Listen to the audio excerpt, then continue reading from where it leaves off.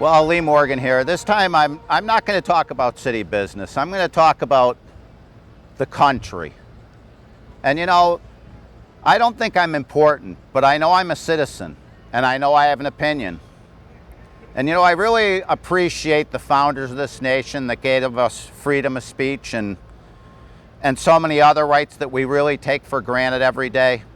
And last night, I did not watch President Biden's address to the nation, but I read it. Okay, I took a text of the body of his speech. I read it. I read the whole speech. And it's the most troubling thing I've ever heard a president say in my entire lifetime. And I put all the things, and I don't want to make this a Democratic versus a Republican conversation, but I think I wish I could say I was hopeful that the American people could see truth through all the smoke and the fire that the Democrats have produced prior to the 2020 election. I remember watching a clip of President Biden standing there with two aides walking and talking about how great the Democratic voter fraud machine is that they had built. And if you search for this stuff, you'll find it because it has to be on the web somewhere. And you think, well, how could somebody say that? Well, he can say that because, in my opinion, he's a very diminished person. I kind of, on one hand, kind of feel sorry for him because when you watch him, I've watched some clips of the speech and I've watched him speak in other places, and it's like his wife is leading him around. Like when they did the battleship in Delaware, I think it was a battleship, and his wife had to grab him by the hand and lead him off the stage. I just think he's so diminished that he reads anything that somebody puts in front of him on a teleprompter. And I think that the people that helped him run for president, they knew how diminished he was. And they just needed somebody to sit in that office so they could run things. And they've done a terrible job. And I don't blame Joe Biden for that because I don't think he's aware of anything that's going on around him. And I'm not diminishing him, he's the president. But I think that politics has taken center stage in our country, and reality doesn't really matter to the people who want to run everything and tell us what we should do.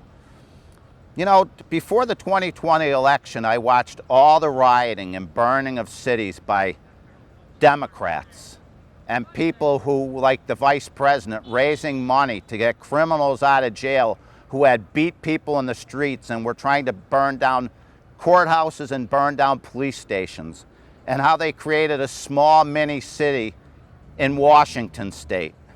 And you just go back to the speech yesterday. The most troubling thing of that whole speech, I watched a couple minutes because I wanted to get some idea of the tempo and the demeanor of the president as he spoke. And then I wanted to see the end of it on what he looked like when he was done, what facial expressions he had, what was really what was going on in his mind that I could get some idea of. And the most troubling thing I saw there was, I appreciate and respect veterans, but the Marine Corps standing behind him in red light, guarding a doorway to nowhere. The Marine Corps doesn't belong in a political discussion. These are the people that are the first to fight. They're the people that we really respect the most. All the veterans, but the Marines, read their history someday and read the battles they've taken on in defense of this country. And nothing they could do could ever make you ashamed of them. But for the president to use them as a backdrop yesterday, when I saw that, I knew that we had to realize that we were in a fight for our life in this country because the people trying to take control are willing to do it and turn Americas against each other, just like it was the Civil War all over again. I just think of all the things like the closing of the schools. The Democrats did that, okay? The forced immunization with the COVID vaccine. I know people that were in the military that were thrown out because they wouldn't take that vaccine. I know of a couple people in the healthcare industry that lost their jobs because they wouldn't take it. Is that what we do in America? You know, we've got women talking about their rights and their body, but when it came to the vaccine, Americans didn't have a right to determine what they should do. And when we look at what the Democrats have done to our country prior to Donald Trump being elected, the FBI took a false dossier that's been proven to be false. But you know, you can't convince people of that, even though it's been hashed over and it's been determined that it was false and that Hillary Clinton paid for it.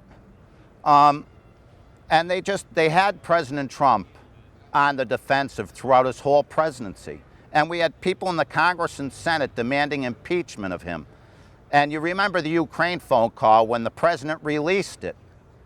And then you take a look at the president of the United States. I think Hunter Biden manipulated his father. I mean that. I mean, I think Joe Biden is so diminished, and I think his son knows it.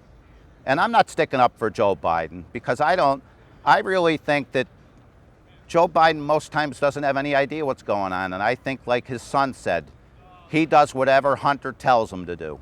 And it's probably a terrible thing to say, but I believe it. And when you see him and you see what's taking place in our country, you know, the murders in the street and the district attorneys, Democratic district attorneys for the most part. New York's not even safe. People are fleeing there. Major cities aren't safe. How would you like to be a child going to school in Detroit and get shot on the way to school? Now, don't forget that President Trump offered to solve a lot of these problems, and they didn't want that help. And I just think that the American people have to realize one thing. Republicans and Democrats are the same. They just want one thing, the right to be free. Everybody is entitled to their opinion, and the American people have to have the control of speech removed by high tech, by the news industries, which are filtering what we should see and know. When you start watching news outside the country and you hear things that are happening in America that the American press isn't covering, how can the American people feel free? We're not a free people anymore. Joe Biden has become a dictator in America. And we need to do something about that. We need to do something about the Congress and the Senate. We need to do something about all our jobs in other countries. We need to do something about social programs that are starting to just... I work with people and they're so disgusted they won't work overtime anymore because they lose all their money in taxes. We've got to rebuild industry. We need leadership in this country. You know, maybe Donald Trump isn't the man to be president in the next term. I can't determine that. The American people have to. But there's one thing that we do need in this country. We need a president to take office, clean the Department of Justice up, clean the FBI up, clean up Homeland Security, close the border. We've got between 30 and 50 million people in our country that aren't citizens living here, and they're part of the social safety net. Now, in a lot of Democratic places, they wanted to allow these people to vote. The Supreme Court had to rule that they couldn't vote. And these elected officials can read the Constitution. They have no respect for it. You know, and it's not just Democrats.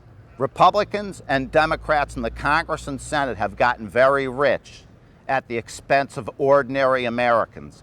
And it's just the whole country's a mess. And everybody's walking around as if things are okay and they're not okay.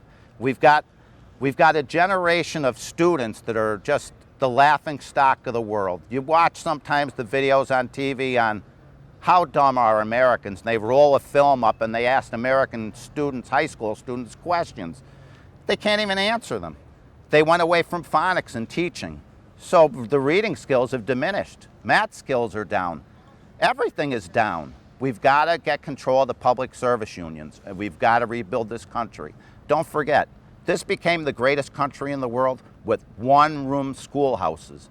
But the American people have to come back to the polls and mail-in voting. Look, if you're sick or you're elderly and you can't get to the polls, I can understand you writing a ballot and mailing it, but the signature has to be verified. We had more people vote in Pennsylvania than there were registered voters.